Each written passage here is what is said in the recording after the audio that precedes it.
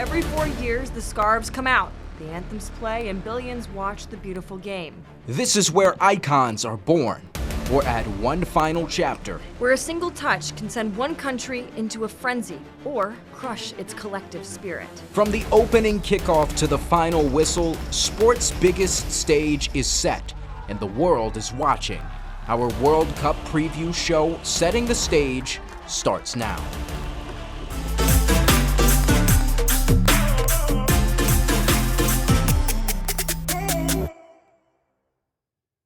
The biggest and most prestigious tournament in the world is here. 3 host countries and 48 teams for the first time ever. Welcome to Setting the Stage, our World Cup special. I'm Sean Humphrey. And I'm Alexa Harley. Now, the sport in most of the world is called football. And in Italy, they call it calcio. But most of the United States, including members of the U.S. men's national team, call it soccer.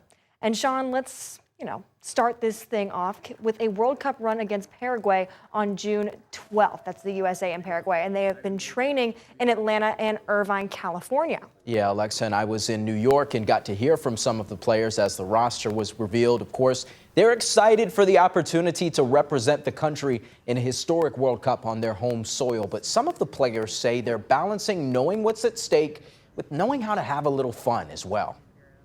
We're in a good headspace, everybody is pretty confident that we can win against anyone. Everybody is motivated, so that's also really important. And it's just I don't know. I think we all can't wait to start and show you guys how proud we are to fight for this amazing. Yeah, it's just creating a culture of focus and intensity, aggression with and without the ball, and then off the field, making sure that we're together, we're connected, we're having conversations about important things, but then also having silly conversations and keeping things light. So it's all of those things kind of wrapped into one that creates the culture. You always got to keep things light, right? Well, one of the questions for the U.S. heading into the World Cup: who will start in goal? Right now, it's a battle between Matt Turner of the New England Revolution and Matt Freese, a battle of the Matts, if you will. Turner was the starter back in 2022. He spoke about being in the mix once again just before leaving for World Cup duty. Just to be in this position, to be in the conversation is a huge honor. And I know that I'm ready, and if my number's called, I'll give everything to represent my country like I always do.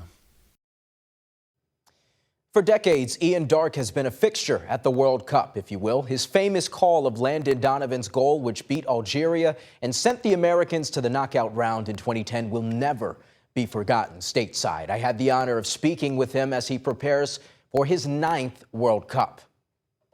I saw a lot of social media commentary on, I guess the fans called it a lack of holding midfielders, and it kind of leads into the larger question I have about the roster in general, and that's how you would compare it to the roster we saw compete 4 years ago in Qatar. Yeah, I think they're a little bit short, and they really need Tyler Adams to stay fit because he's got a big job. They didn't pick too many in that area of the pitch. I think a lot of people were surprised that Tessman wasn't in the squad and that Gio Reyna was in.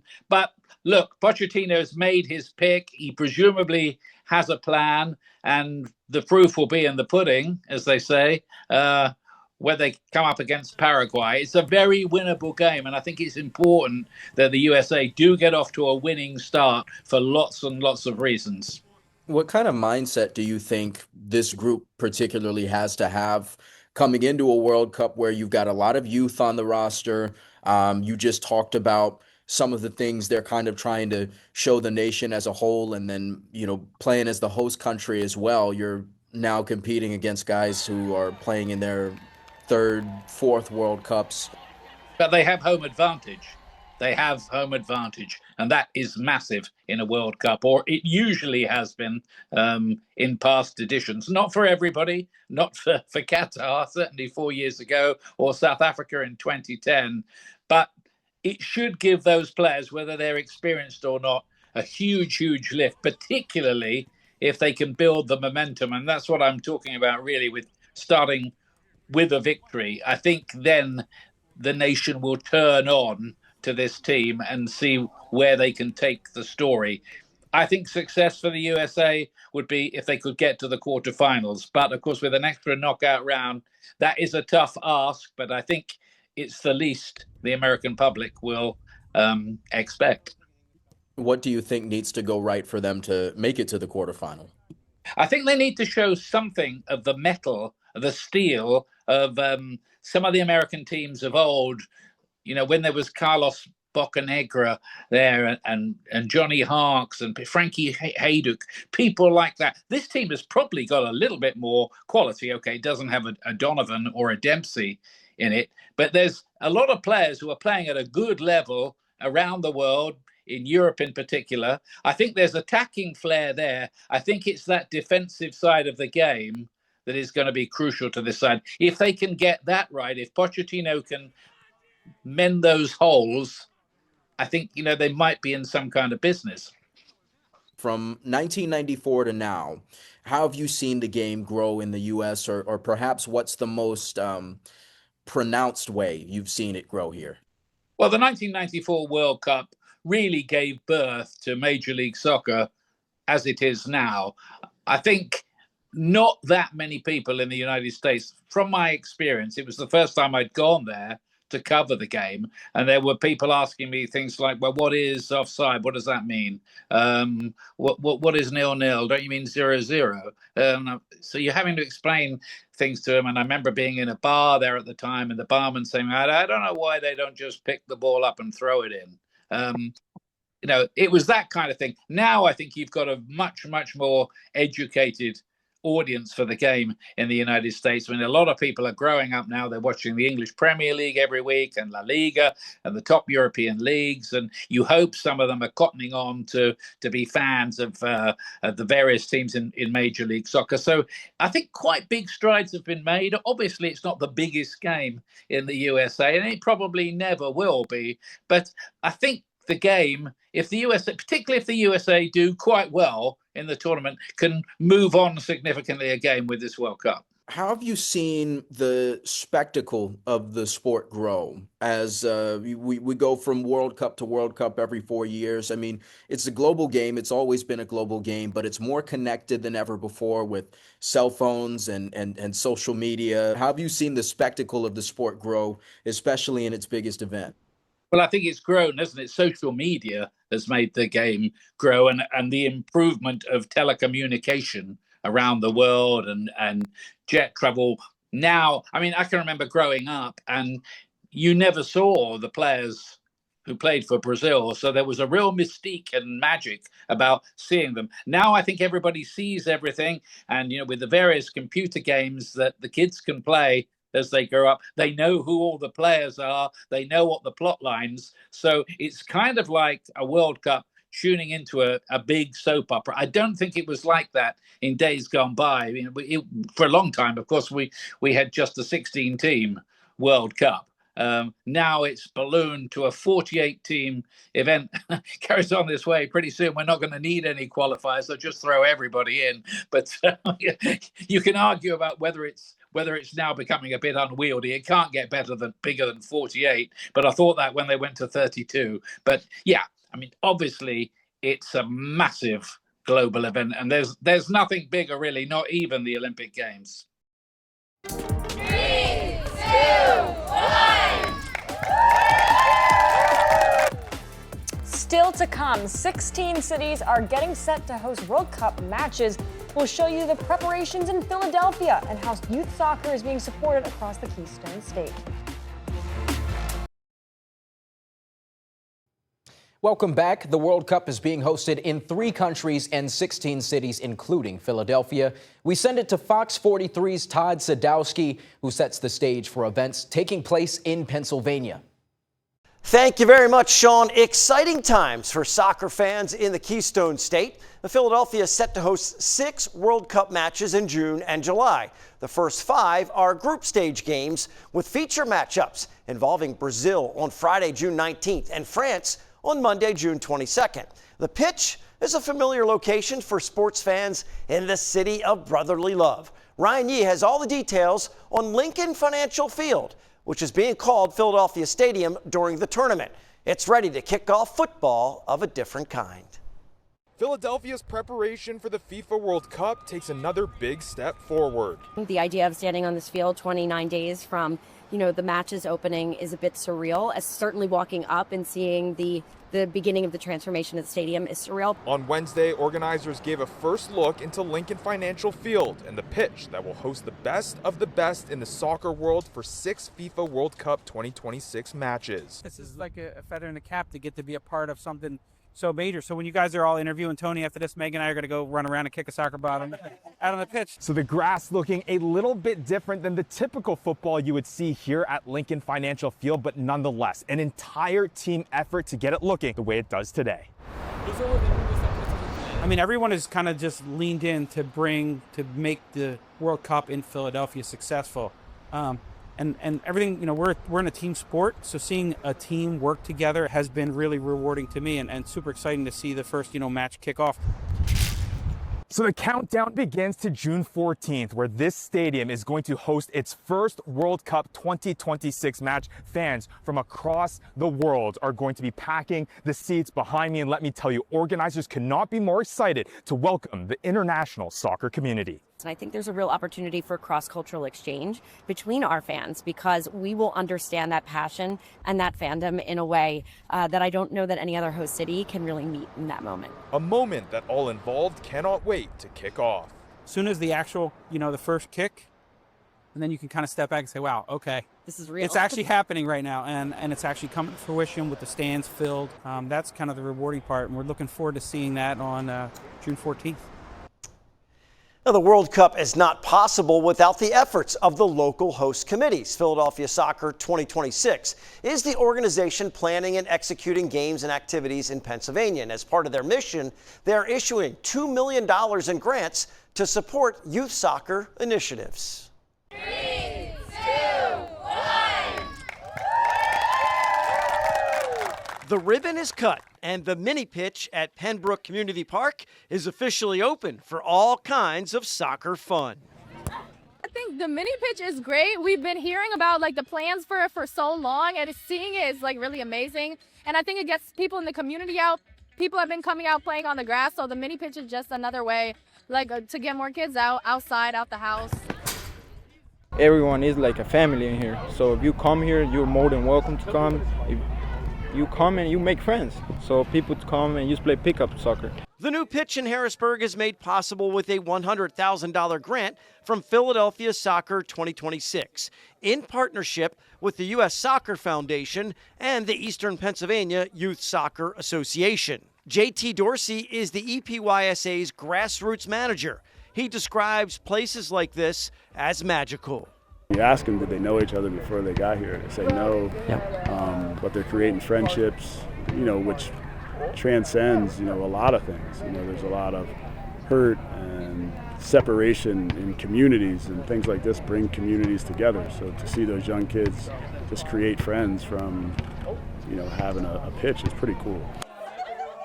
It creates friends and interest in the game of soccer. The reduced size and space on a mini pitch improves their skills. You don't have to be coached all the time. The best way to learn is just to play the game, and they can do it right here. Learn to dribble, juggle, pass, all those things. But again, they can do it by themselves with their friends. And it's here in this neighborhood. Kids can come out anytime they want. Combine the new mini pitch with the month-long World Cup, and local interest in the global event is at an all-time high. So for the tournament, I'm really looking forward to just staying up and watching it, because I know my mom won't care as long as because it's my sport, and she won't care. But if it was hockey or something, I don't play hockey, so she's gonna go to sleep. Hardly any sleep these days for the Philadelphia Host Committee. They're busy organizing games in the most important tournament in the world, while they support youth soccer all over the Commonwealth. We want this to be a moment that increases everyone's access to this game that we love so much. And that means, thinking big, having vision about what it means. This is one of 26 soccer significant projects around the state of Pennsylvania that we're doing in partnership with the Philadelphia Host Committee. The mini pitch expands the number of kids playing and enjoying soccer. For American fans, the FIFA World Cup connects their love for the red, white, and blue with their favorite game. And we have another story from Ryan Yee about a Ghana native, Dr. Daniel Wuba. He's the president of Millersville University in Lancaster County, PA, and he's counting down the days to watch his home country play in Philadelphia.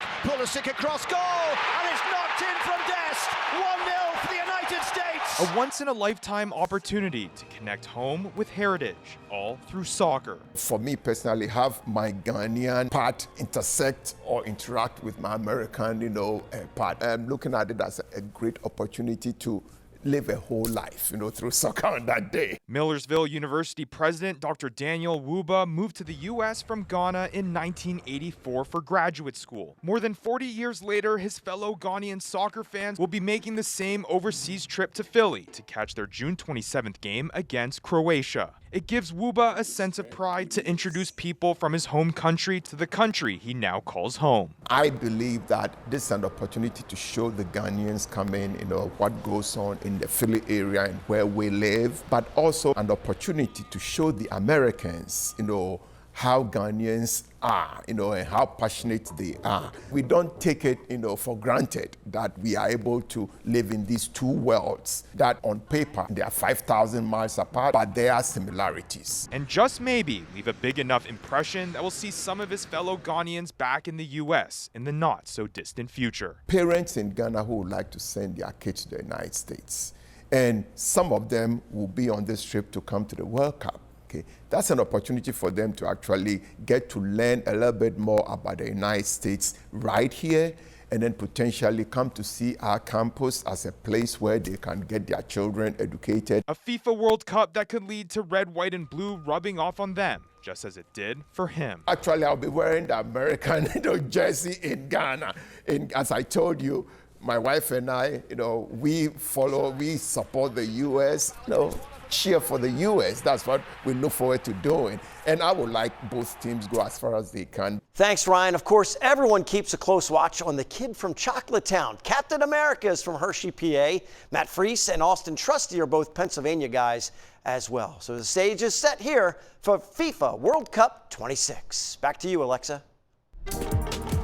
Yeah, thanks, Todd. Still to come, some players like music, others like silence. We'll show you the different pregame rituals that prepare the U.S. men's national team for the World Cup. More setting the stage right after this.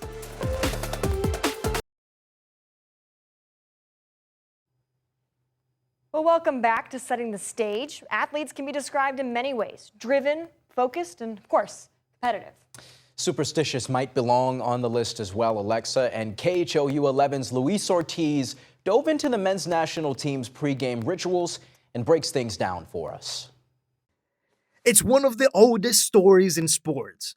Lucky socks, the left shoe first, the story of the pregame routine. But with the World Cup just days away, many U.S. men's national team players say their game day rituals are actually pretty simple. I'm not I got to put this sock on first or put this shin guard in, last or anything, or I need to listen to this type of music. I have none of that. For some, the day starts the same way it does for a lot of us. Pretty normal. Wake up, have a couple cups of coffee, have my breakfast, have my lunch. I don't need to do anything special. Others aren't looking for luck at all. They choose to enjoy the calm before the storm. I don't like things getting too loud. I like to get focused and be in my space and listen to some music, to kind of be in my own space. That wasn't always the case. For many players, game day rituals used to mean something much more specific. From youth to academy to being a young pro, I would have rituals. I would have things where if I didn't do them, I'd be going crazy. Like, oh gosh, I'm gonna have a bad game. Now, experience has replaced superstition. As I've gotten older, I've realized that was a lack of, confidence in myself. So now my pregame ritual, I'm just chill. I'm doing whatever I want to do. My success is within me. It's not due to external sources of tying my shoe a certain way or doing this or eating a certain thing. Others use game day to slow everything down. I like to meditate on game day. That's one thing that keeps me calm. But another one I like to do is I like to just juggle the ball with if I'm with my girlfriend at home or my family or something. I feel like that's a fun way to keep things fun. And for some, preparation starts with faith. I'm definitely reading my Bible. I have a little mini Bible that I carry around, so on game days that's my go-to. And just get mentally prepared. Different routines, different personalities. But as the world's biggest tournament gets closer, these players all seem to share the same belief. Success isn't about a lucky charm. It's about being ready when the whistle blows. Well, coming up, we got European powerhouses, American heat, and a potential sleeper team across the Atlantic. We got a special insight from Fox Sports' Chris Fallica on some tournament odds when we come back.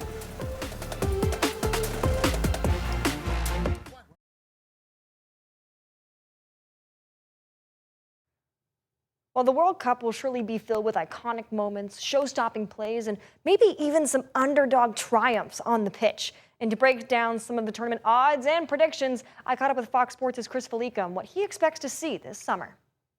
Well, obviously, with the expanded World Cup, the expectation for the U.S. is not only to get out of the group, but to probably win at least one game in the knockout round, which I certainly think is a possibility. Like you're in a group that you could win. Turkey has some injuries, and Paraguay is not a side that you're going to overwhelm you, but a lot of times you see a host nation get the extra bit of support from the home crowd. Maybe they get a call here or there, but I would think the reasonable expectation for the U.S.